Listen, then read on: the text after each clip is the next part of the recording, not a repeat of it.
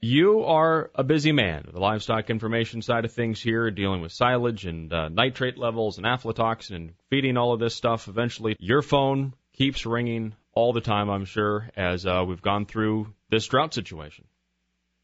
It has. It's been kind of a crazy year. It's a drought situation that's unparalleled in recent times. So while everybody has the same problem, everybody has a little bit different twist or a little bit different situation. So they're looking for a lot of additional information than what they normally get. Is there good silage to feed this year? That's the amazing part. There are some pockets in different places where the corn get pollinated fairly well and will have a good chance to ferment and should have good silage.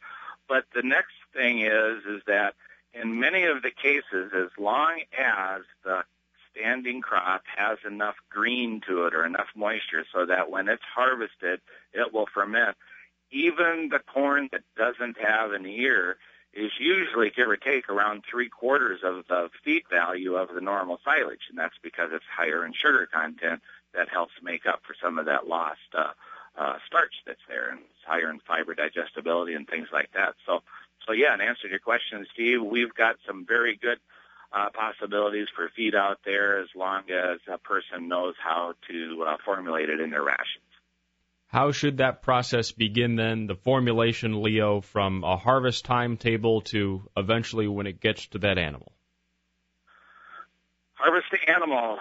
From the standpoint of when to harvest, I like to tell people that, I don't know what your original plan was for that crop, whether it was grain or silage, but as long as it continues to develop, as long as it still has some life in it and it's still possibly putting some additional starch or continuing to grow and get a little bit taller maybe, don't give up on it. Let that happen.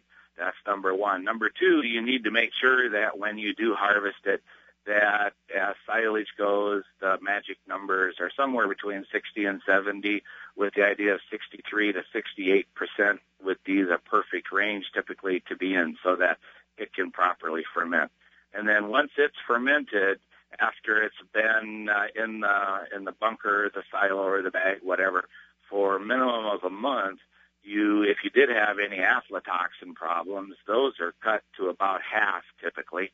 And I would recommend anyone that's concerned about aflatoxins at that point in time when they start feeding that they run a feed test first to know what the rates are, or the levels are, I should say, so that they can be safe. But from the standpoint of once it's in the bunker or the silo, the feedings would be pretty much the same recommendations as you normally would, with the two exceptions of looking out for nitrates and looking out for the fact that you've got additional sugar in there, which means it's going to feed a little bit differently. So about the nitrates first, is that a problem a producer should address before harvest, at harvest, or more when it's being turned into silage when it's fermenting and then when you're getting ready to feed it? Well, Steve, excellent question, and you just covered the bases on it. You want to be concerned about it at every stage. As soon as you find out you don't have a problem, like, for example, if you check enough of your fields and you find out that there's just very little concern, and I've heard many cases that way, where people have tested some standing corn thinking it was going to be high and it wasn't, well, then as long as what they harvest is of the same representative levels, then they should be much safer. But every stage you mentioned, Steve, about from the beginning to the end, you until you know what the levels are going to the cow, you should be a little bit concerned. From the standpoint of when you chop the corn silage, if you know you're going to be chopping irregardless, and you're able to separate this feed and do a test just a week, say, before you're ready to start feeding, then you don't need to do any aflatoxin testing in the field or as it comes right out of the field, because you know you're chopping it anyway. And most people are low on feed supplies this year, especially with high rents and low availability of alternative feeds. So they're going to want to chop close to the ground. And yes, I realize that means the nitrate level will be a little bit higher than normal, possibly as a result of chopping lower, but that's what's needed to be done. And then when you start feeding, you find out what those levels are, and then any further dilution is needed as you feed it, you include other feeds that then help you get down to a lower level. Can a rain before harvest change nitrate levels in corn?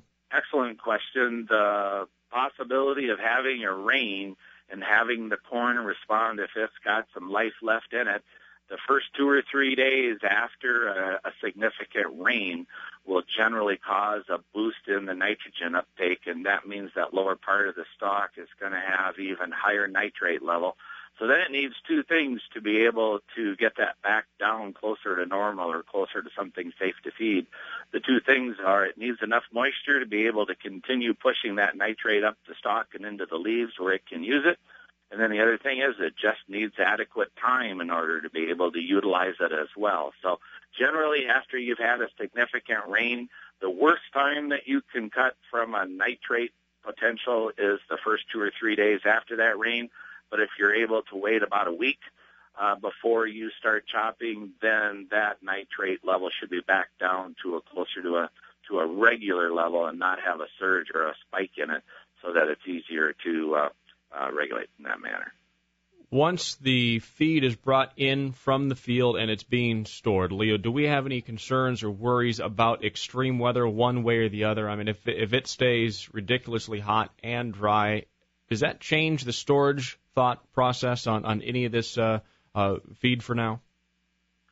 Definitely does. The fact that we've had the hot, dry weather means not only do we have a stunted crop that we can see didn't grow according to normal, didn't pollinate, is not going to yield anywhere near normal. That also means that the bacteria that are present in the field are different than normal, and generally they're at a much lower level. Especially the good bugs would be at more risk to be outnumbered by the bad bugs, if you want to look at it that way.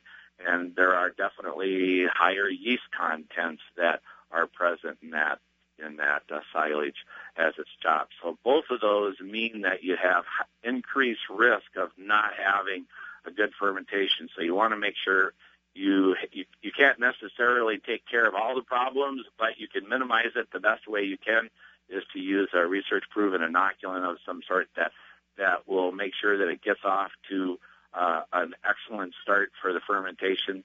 And then preferably it would be one that would have an albuquinol in it, because that has a higher acetate level, and that helps keep the yeast at bay so that it won't spoil as fast once you come to take the silage out of storage. Hopefully covered a lot of the feeding aspects of all of this, Leo, but there's a process that kind of begins before all of this when the farmer themselves needs to make the decision about what goes on out in that field and relationships that they're going to have with taking that field down, or a process that plays out with their crop insurance agent.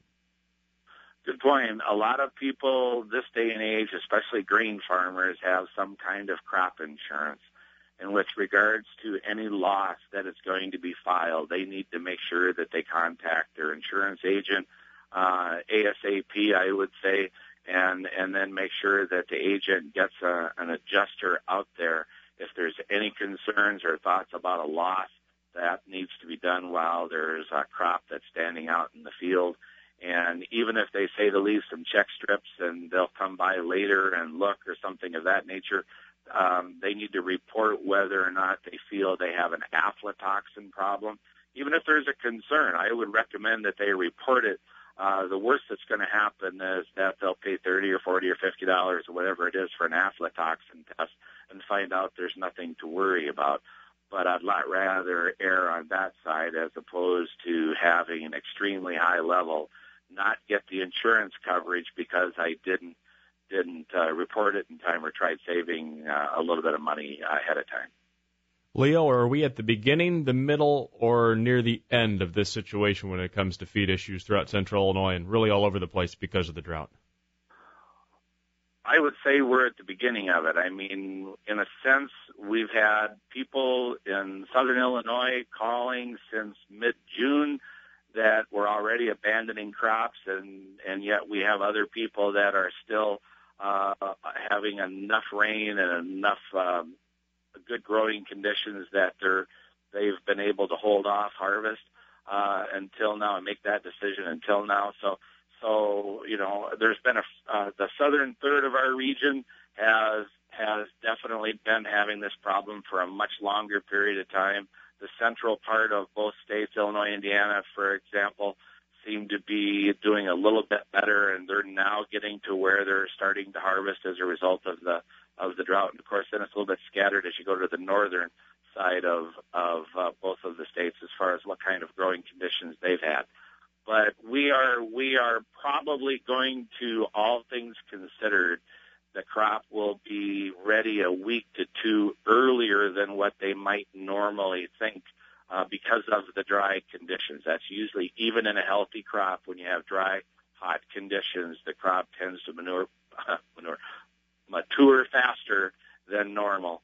So a person needs to be wary of that. At the same time, people shouldn't just think, oh, my goodness, I need to get started, rush out there and put the whole crop up and find out that it's too wet. They want to go about it in a logical manner so that it doesn't have the high seepage potential. Leo Brown, Livestock Information Manager with the Heartland Business Unit for Pioneers.